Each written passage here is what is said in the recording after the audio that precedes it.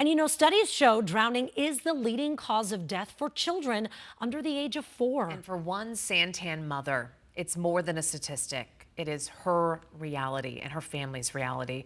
12 News journalist Jade Cunningham spoke with her and has more on what happened to their family and why they want their message heard.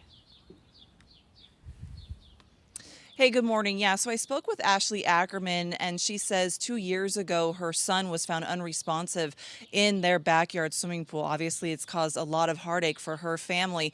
And she tells me that she doesn't remember a lot of that day, but at the same time, she remembers it all. If there's one thing 4-year-old Braxton loved, He made friends with anybody and everybody.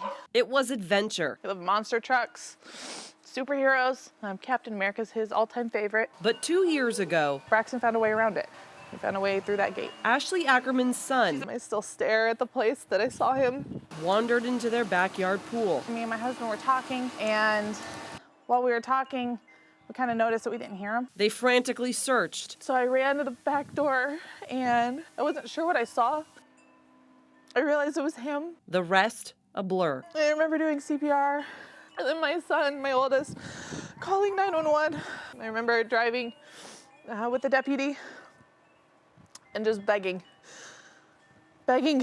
for him to be breathing. And I remember them telling us that we could hold his hand while they tried for their last efforts.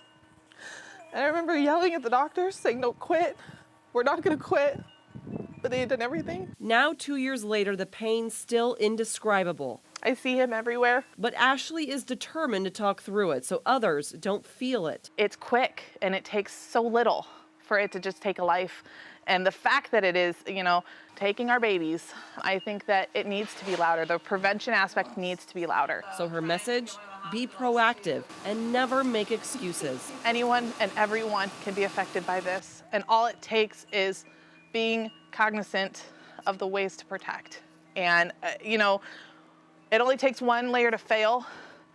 But if you add up those layers of protection, you have better chances. And while Braxton's story brings Ashley heartache, Because I don't get to hear him anymore. I don't get to see him anymore. I don't get to hold him anymore. she also gets strength, Yeah, I feel him everywhere, every day. knowing her little superhero can be a hero to others.